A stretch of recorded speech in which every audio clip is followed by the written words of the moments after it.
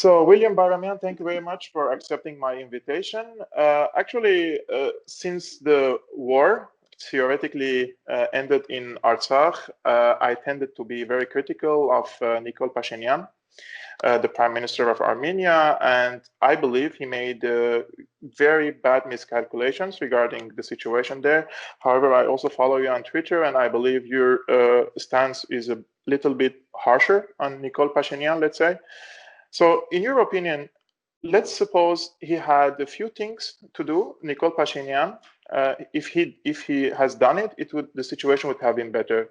What could have Pashinyan done in the situation in Artsakh and he didn't do? If we see the outcome, the results of the war. First of all, thank you for having me, Kevork. I appreciate your invitation, and I'm happy to finally speak to you. I've followed your work, wonderful work, Thank for you. many, many years. I think to understand who Nikol Pashinyan is and what he could have done better, you have to understand who he is and what he's done in the past. I think the most important thing that Nikol Pashinyan could have done to avoid the situation that we're in today is to have told the truth. Nikol Pashinyan, for many, many years, for decades really, has been incredibly dishonest with his audience as a journalist, with his supporters, with people in the political sphere, and we're seeing the culmination of that today. Mm-hmm. He has unfortunately been somebody who is not dependable. This has been recorded in U.S. State Department cables that have been leaked from the Robert Kocharian era. Almost everything that he has said from the stage, from various stages, have been very hard to believe and often unsubstantiated. So Nikol Pashinyan, for example, a lot of people say that, he came after a colored revolution, and we know the colored revolution is a concept that the United States, for example, is adopting in former Soviet Union countries, and now in Armenia. It happened in Georgia, it happened in Ukraine. Do you think that Nikol Pashinyan, because also I spoke about this and I addressed this issue on my channel, and I received certain comments saying, oh, this is a conspiracy theory, what you're talking about, and it's not possible that Nikol Pashinyan would be a leader of Armenia after a colored revolution, or would be sponsored by the United States. I mean, you documented that era. Do you think Nikol Pashinyan, at least not voluntarily, but of course there could be a preparation, let's say, for the environment, for the people to believe that Nikol Pashinyan is the best alternative for the old corrupted regimes who were mostly, loyal to Russia? So if you study the these color revolutions that have taken place in other parts of the region, so the one in Georgia, the one in Ukraine, two of them happened in Ukraine, I might remind, and then of course the one that happened in Armenia. The formula is very similar, right? You pick some very popular slogans that are often repeated, things like corruption and democracy, right? These ideas that are very abstract in reality and hard to pin down. So what is exactly the elimination of corruption?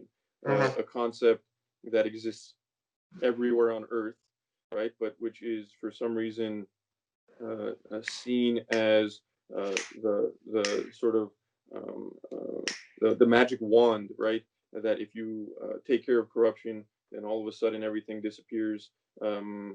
All the bad things disappear, and all the good things seem to start coming. It's the Very, same with very simplistic approach of the situation. it's Like incredibly simplistic. yes, And what's unfortunate is that these are concepts that are largely not indigenous, right? I mean, nobody likes corruption. Nobody anywhere likes corruption. but the idea that the country and its well-being is tied to this single thing, or even two things, is incredibly simplistic. Mm-hmm. So what do you see? I mean, you see the same thing happening in Georgia, where they created this idea that, okay, corruption needs to be eliminated, democracy needs to be ushered in, and okay, so Mikhail Saakashvili comes in, he turns the country upside down. They lose South Ossetia, They lose territory. They lose they lose territory. territory, exactly, and then he leaves, right? And eventually, where does he go after a brief stint in Brooklyn? He ends up in Ukraine, where there is also a revolution, Yes. where after their revolution to eliminate corruption and bring in democracy, they also lose territory, Yes. um, a significant amount of territory, and then in Armenia again, a revolution to eliminate corruption, bring in democracy, and guess what? We also lose territory. So how is it? Is it just some coincidence that this happens every single time? What you also have to take into consideration, Kevork, and I'm sure you've looked into this yourself, there is a vast network of people, okay, who work together, okay, to push forward this narrative, and this William, network is William, I'm very surprised. When I visited Armenia, you can see the organizations funded by the USAID, for example, by Soros, by the NED, and all these organizations their mission is to promote social engineering, and they socially indoctrinate the people in order to become to spread anti-Russian sentiments. It's not about the freedom of opinion anymore. It's when you indoctrinate the people through education, through scholarships, and through these NGOs, of course, you will find increasing number of people adopting anti-Russian stances, for example. And in my opinion, look, I don't mind people to have anti-Russian stances, not because I like Russia or I have interest with it, but because you, as an Armenia, your geography, you're located in Southern Caucasus now, and you're not in Cuba, you're not in Canada, you're not like you are in a place, as you already mentioned, it's the sphere of influence of Russia, and Russia will not allow the American expansion through puppet governments, let's say, or governments who tend to be more or less pro EU or pro the United States. Now, this is my humble opinion. If you go to Armenia nowadays and you ask the youngsters if they prefer the EU or the Russian model, they would choose the EU model. And so the blame is not only on these NGOs who are spreading these sentiments against Russia, but also Russia. Till the collapse, after the collapse of the Soviet Union, it didn't present a model, a cultural model, a political model that the people would be attracted to follow in this region, especially in an area in Eurasia where it is, as we mentioned, it's a sphere of influence. And any empire in the world, starting from the first day of humanity till today, if you want to build an empire, you need a political power, you need the military power, and you need the cultural power or civilization. And Russia, until today, it's not able to market its cultural pillar, let's say, for this. Russia is building a superpower nowadays. We can't. I think nobody can disagree with that. So, do you think also Russia, because of its incompetence in promoting its image or its project, the Eurasian project in Armenia, also bears the responsibility for that? Many Armenians are falling in this trap of being pro-EU or pro-the United States, which is against the interest, the geopolitical interests of Armenia. Well, I think certainly Russia has had a lot more trouble in promoting its image than the West has. But there are good reasons for that, and the main reason for that is the collapse of the Soviet Union. Right, when the Soviet Union collapsed, Russia, being the largest country on earth, even larger during the Soviet Union, had an infinite number of internal issues, external issues that it needed to attend to, and it had a weak government, domestic government, to deal with these issues. So it was essentially spiraling out of control. The economy was tanking. It was politically unstable. There was thousands of nuclear warheads that Yes. were scattered around the country. It was a very dangerous time.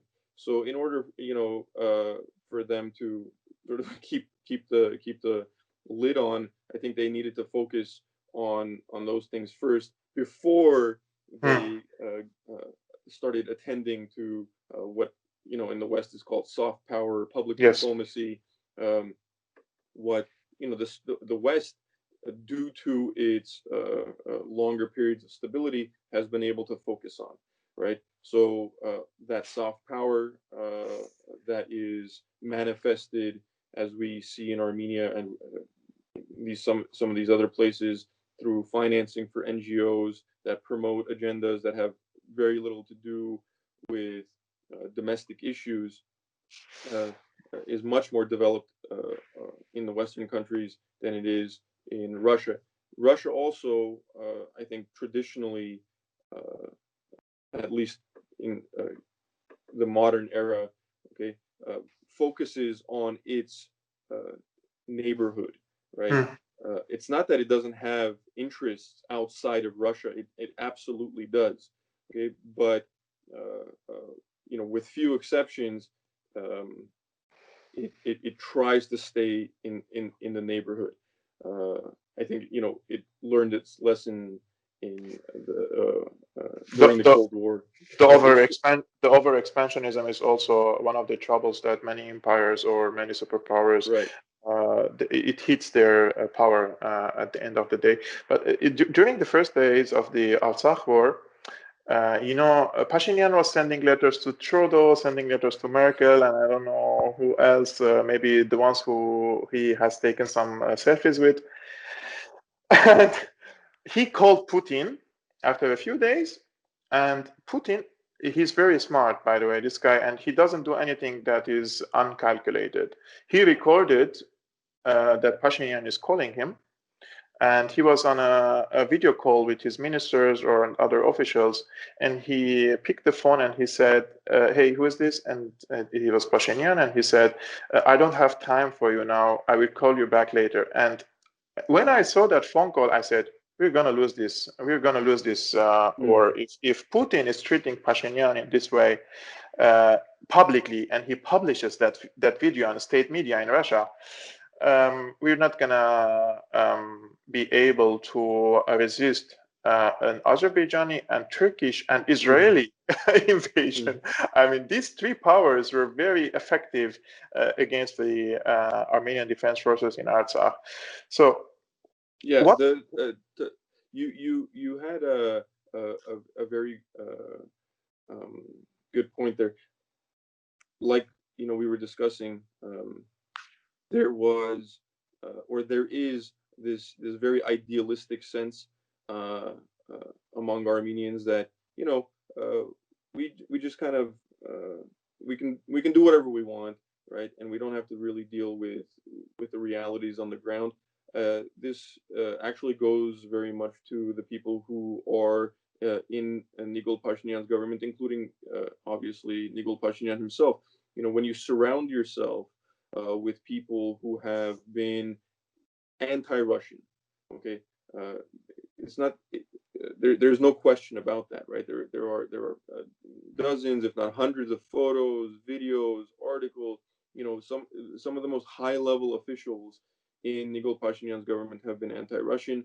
For many years. They've tried to essentially cause damage to Russia's reputation in Armenia. And as I've written before, uh, superpowers have long memories. Okay, uh, when you do something to a superpower, it's not always immediate that you're going to get your response. You're not going to see what the consequences are immediately, because they know that there will be a chance for them to teach you a lesson sometime down the line. And in addition to all of the historical baggage that the Nikol Pashinyan government has brought to the table, there was also that, the fact that he essentially ignored Vladimir Putin, for several days before deciding to give him a call. This is utterly preposterous, right? It's preposterous that a country the size of Armenia, who is being attacked by a massive force, and knows that the situation is not good, doesn't bother to call its regional superpower, who is also, by the way, its strategic partner, and is also who is also the primary, if not only, really, supplier of heavy weaponry Arms. to the country. And Azerbaijan, I mentioned this in my previous videos, was much more clever than Pashinyan in the last few years. Azerbaijan improved its relations with Russia dramatically and started to buy their Russian weaponry and started to give gas to hold gas deals with the Russians. And essentially, we spoke about this. Geopolitics, international relations are based on interest. If you're a Christian, if you're a Muslim, if you're, it doesn't. I mean, it's not important at all for any power, whether it's the United States or Russia or the EU, if you are a Christian or not. What matters is how much can you present to this superpower? How much can you achieve the interests of the superpower in line or in parallel with your own interests? But if you work against your own interest and you work against the interests of the superpower, which is providing you the weaponry and is the de facto protector of Armenia, then please don't blame at least Russia if Putin doesn't he didn't intervene, because in this regard, what Putin basically did, this is my opinion, he didn't mind the invasion of Azerbaijan, which is a green light for the Turks and the Azerbaijanis. And when the Azerbaijani forces and the mercenaries arrived on the suburbs of Shushi, and the Russians forced this deal on Pashinyan, and he signed it. And by signing this deal, the biggest benefactor of this deal was Russia, then Turkey, Azerbaijan, and lately is Armenia. But if we turn this discussion the other way around, you were against the deal, I am against the deal. We have our own reasons for that. But you called for the resignation of Pashinyan. Why do you think Pashinyan should resign from power now? Why shouldn't we give him a chance to fix some things? As I wrote yesterday, when an arsonist burns down a house or sets a house on fire, you don't invite the arsonist to put the fire out. Pashinyan, for 2.5 years, has made every manner of promise. He has said that he's going to solve the problem, starting from his own starting point. He's made a number of unbelievably stupid decisions insofar as it concerns Artsakh. He completely and utterly failed in leading the war effort. He has secretly, in the middle of the night on November 9th, signed away 30% of the Armenian homeland. 30% of the land he evidently was responsible for, because he signed a paper giving it away. He has but he's blaming his predecessors for this failure. Right. Bahram Sahakyan, a famous comedian and I would say political commentator, said that's like Emmanuel Macron giving away Strasbourg to Angela Merkel and blaming Sarkozy and Chirac. It's preposterous, right? It's like, you know, a leader of a country who has said that nobody should doubt his ability to lead the country as commander in chief. Okay, he has made it very clear, okay, that he believes he can lead the country.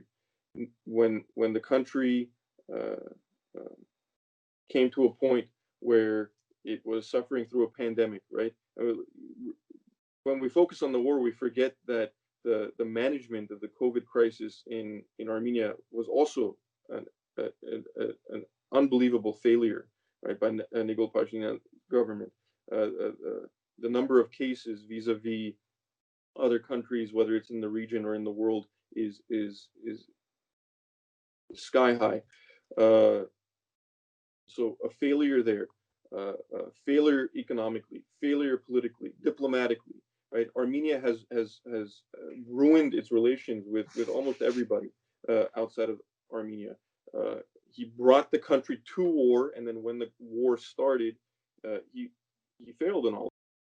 Uh, But do you think the resignation now would help Armenia? I mean, I'm also receiving yes. comments that say, "Hey, okay, he failed, but if he resigns now, things will not be any better. It will be worse, Oh, and why? the old regime will come back to power."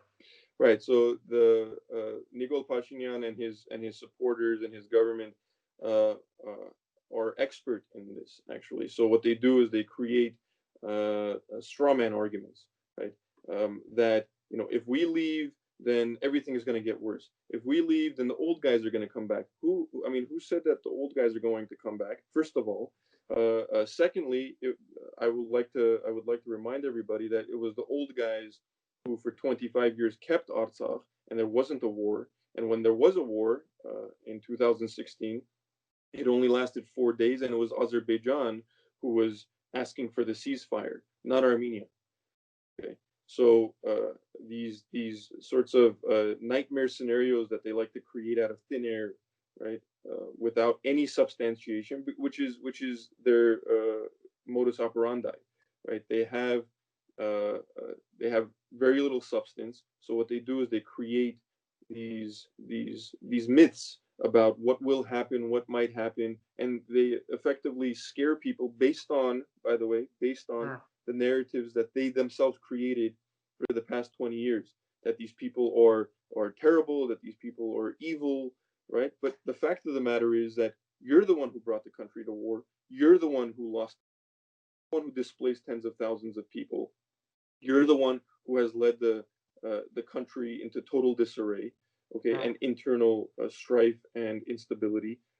How is it that this is the only country that I can think of, and I think anybody else can think of, where a government and a leader do all of these things and they remain in power?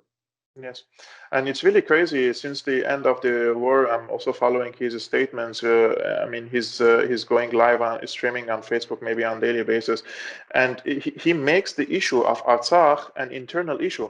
Like he brings the blame game on the old regimes, and he blames his opposition, and he blames the conspiracy that is being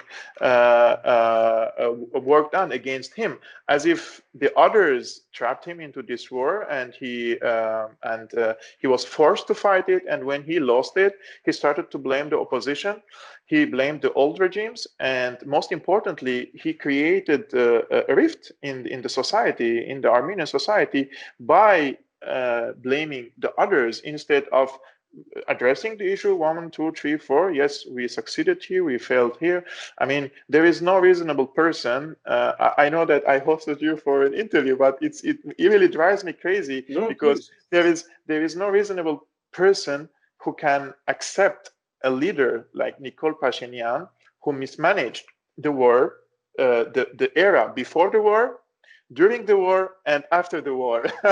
It's like a complete failure from Pashinyan, and incompetence, in my opinion, during such existential wars.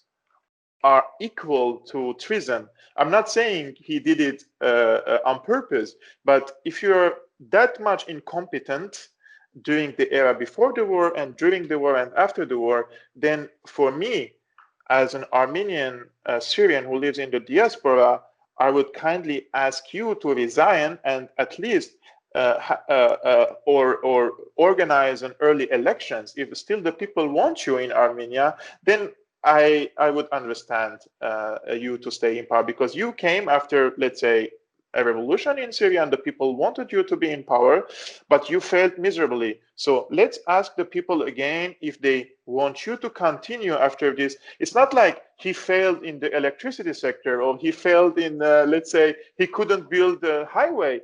He lost 30% of our nation to the enemy.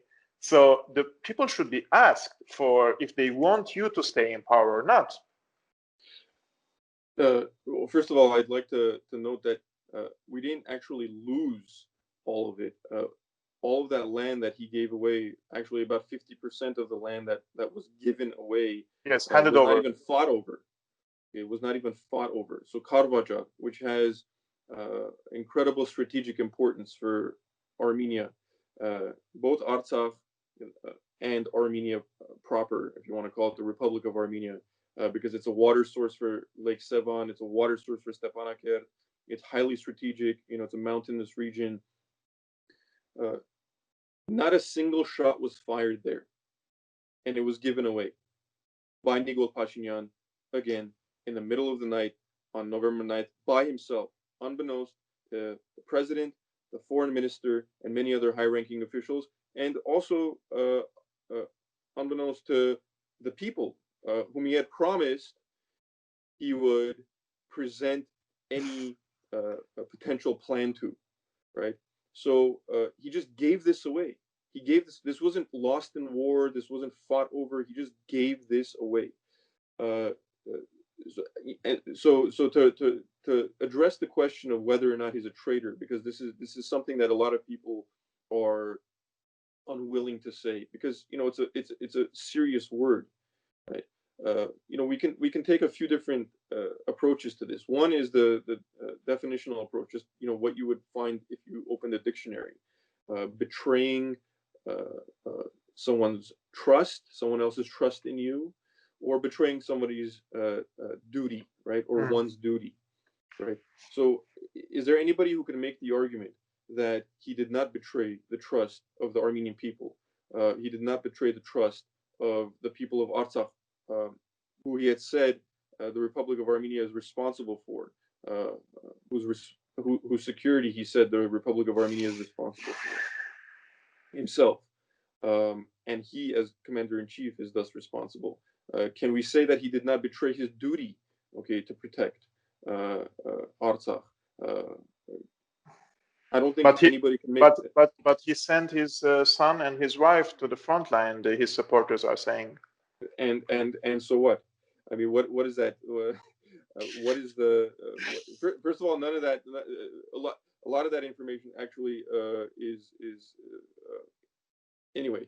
It's and I'm wondering if his wife had a salon or a coiffure near the front line, because she was always full makeup. Yeah, her hair and makeup was done perfectly. Okay, in the pictures that we see from the front line, and actually, I mean, we know from several different high-ranking sources at this point that his wife was actually stationed for a good portion of the war in Stepanakert as his eyes and ears on the ground, and he actually used her as sort of a proxy.